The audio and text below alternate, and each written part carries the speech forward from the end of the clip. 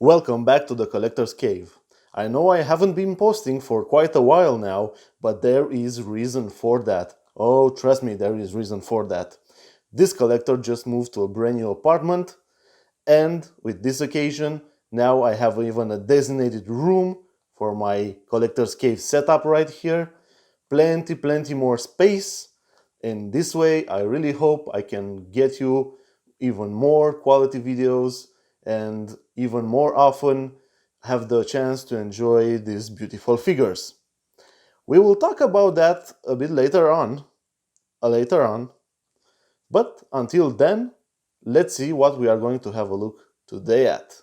And we have on our table the Ultimate Friday the 13th Part 2 Jason Voorhees from Neca.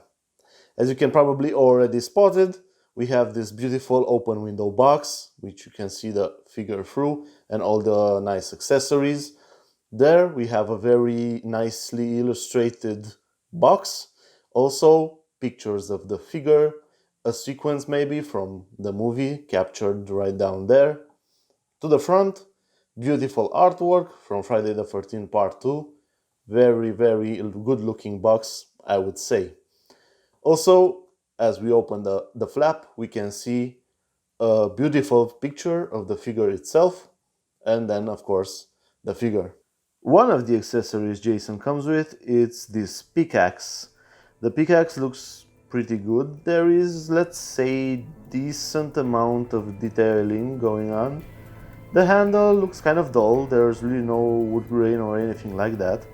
The sharp edge of the pickaxe, however, does look like it has a metal grain applied to it, and we can see some trails of blood smudged, sprinkled all over this axe. Part 2 Jason also comes with a standard kitchen knife, pretty much your standard serial killer killing tool, let's say. We've seen this design with some other figures from Neca, so I wouldn't really go into any more details. However, it does have a nice paint scheme to it, as it looks like it's been used for quite some time. Jason also comes with a machete. Now, something interesting about this machete is that it's a bit different from the other machetes we've seen from other Jason releases. The sharp edge, it's on the rounded side. Now, this would be most likely some kind of a tool for gathering grains, or I don't know, your farmer's tool. And this would make a lot of sense because Jason would actually be living in a small weird cottage, let's say, somewhere around Crystal Lake, and maybe a farmer's tool like this would be something he could get his hands on. And we can really see him wield it in the movie. Part 2 Jason also comes with a pitchfork. Again, one of the farmer's tools, something Jason could easily get his hands on and nonetheless proficiently use to impale his victims with. The fork looks pretty nice. There's really, again, not that much grain to the handle. However, the metal sides do look pretty good. It does seem to have some weathering on it, so I think it's a pretty interesting accessory. Part 2 Jason also comes with a spear. This is a pretty long spear, let's say. It's obviously intended for a double-handed use, and it's pretty nicely done, I think. It's a nice little accessory to have included with this figure. One thing that comes included with this ultimate version, it's a fireplace, a nice representation of stone for the stones arranged around this fireplace. Also, really nice detailing on the wood. We have some pieces of wood inside the fireplace that would actually eventually be burning. And that's quite interesting because this relates to another accessory that we get with this figure, and that accessory, it's a fire. So you get a fireplace and you get a fire, and I must confess it took me a bit of a while before I actually figured out how this fire fits on this wood here. It was a bit of a, let's say, trial and error to get it in the right position. But at some point, you'll notice there is a bigger hole on this side, and that is meant to be for this piece of wood. And once you notice that, you just put it in place. And there you have it. You have a nice fireplace together with your fire, and I would say this campfire looks rather nice. I would think this would go along perfectly with some of the other accessories Neca has released from Friday the 13th. Accessories like the Crystal Camp Lake sign. This figure now does come included with two heads. However, these are not all interchangeable heads. One of the heads is actually Pamela Voorhees' severed head, and we can see it looks a bit mummified in this release. Now this is something you can see in the movie in Friday the 13th Part 2, where Jason has this sort of a shrine on which he keeps his mother's head. You do get Pamela Voorhees' head. It's pretty nicely sculpted and pretty detailed, and overall I think a more than welcome addition to this Ultimate Jason release. Second head this figure comes with is actually Jason, without the sack on the top of his head. Now you can actually see this head in the movie for about 3 seconds or something like that. It's more than welcome to the fact that Neca actually included it with this Ultimate figure release. However, I do not really picture myself displaying this figure with this particular head in mind. It's nice that they had it included, but I wouldn't really display Jason with this head, as it, even in the movie, it only appears for a few seconds, and yeah, you get the more iconic look with the interchangeable head that has the cloth sack upon his head. Time to have a look at the figure itself. You can see that it has its default head, the one with the cloth sack upon his head, which I think is mainly the most iconic look for Jason Voorhees in Friday the 13th Part 2. And obviously this will be the way I will be going and displaying this figure as well. Jason comes with 2 gripping hands, no interchangeable hands whatsoever with this release. However, you do get a lot of accessories to come with this figure. Having a bit of a closer look, we can notice that his working overalls, let's say here, do come as a attached layer to his shirt. His shirt is nicely sculpted, I would say, and you do get a pretty good amount of articulation, as you would expect from one of Neca's Ultimate figures. However, in this particular case, there would be some limitations due to the sculpt of the figure itself.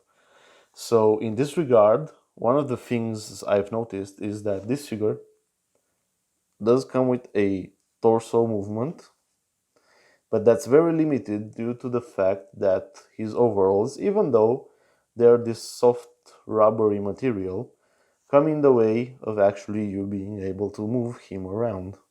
So there are some limitations as far as articulation goes, but you do get a very generous amount of articulation as you would expect from Neca Ultimate figures.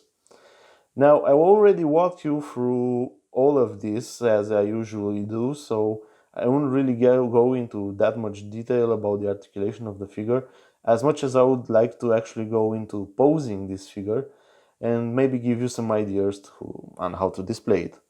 Something a bit weird though, about my Jason, it's that on his trousers right here, on his pants, the lower section does seem to be quite muddied up, and that's to be expected from Jason, running around Crystal Lake, getting all the mud on his shoes and on his trousers here, but the upper part, it's squeaky clean. It's perfectly clean, as a matter of fact, and that looks just a bit weird when it comes to my opinion. Now, I don't know, this could be something that's limited to my figure particularly, and it could be that the fact that some of the other figures out there have been differently painted than this. However, mine does look like that. Maybe in a different pose, in a more action state, let's say, I could pass this out as being okay. But let me know what you guys think about it, and let me know if any of your Part 2 Jasons from Neca do present this kind of a bit of a awkward paint situation, let's say. In terms of articulation, as I said, you get what you would expect from an ultimate figure from Neca. You get full arm rotation, you get the swivels, the bends in the elbows, the rotation in the elbows, of course, you get the rotation of the hands, then to the feet again, nice range and variety of movement, as you would expect from an ultimate figure from Neca. I wouldn't insist too much on articulation, because I would go ahead and try to pose this guy in a few ways and try to get you maybe some ideas on how you can add Part 2 Jason to your Friday the 13th collection. Now I've been just browsing through the accessories Part 2 Jason comes with, and the first iconic look I found for him is, of course, the one with a pickaxe. You can take great advantage of all that articulation this figure offers you to have him in this action stance with his pickaxe, really menacing and looking like he's about to strike. Also, I really do like the way the eye, the visible eye, comes into play when actually doing this stance. And I believe this quickly became quite my favorite way I would actually display this figure in my collection. Coming to another idea I really quickly came across is obviously using the pitchfork he comes with. Now, that's just an accessory you don't really see that often with figures these days, so I believe it does provide quite the original look for this Part 2 Jason figure. How would any Jason display be otherwise completed without his wielding his trusty machete? But in this case, to give it a small twist, I also added the kitchen knife to his other hand. As he has two gripping hands, you can go ahead and mix and match his accessories to his hand until you get that look that you want for him. The more menacing, the more wonky, or I don't know, whatever your preference would be, you could mix these accessories to get the look you would want for your Friday the 13th display. Now that we are approaching our final part of our Jason Part 2 Friday the 13th figure from Neca, I went a bit all out crazy, let's say, and added the spear to his hand and also the pickaxe to the other. So as I told you before, there are plenty of options to mix and match until you find the perfect look that you would want for your Part 2 Jason. Now, coming all the way back, rolling our story back to the first part of this video, I was telling you about a new cave, and yes, that is pretty much true. I did actually move to a brand new place, and well, I have plenty of more space and room for actually doing these reviews for the collector's cave.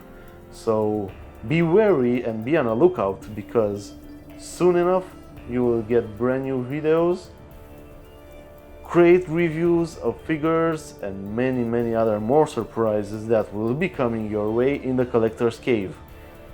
Be on a lookout. Don't forget, if you do enjoy the content, hit that subscribe button, and don't forget to click on that little bell icon, as that will assure you will get all the notifications of the new videos and new content coming in the Collector's Cave. So until next time, I leave you staring in the face of Jason.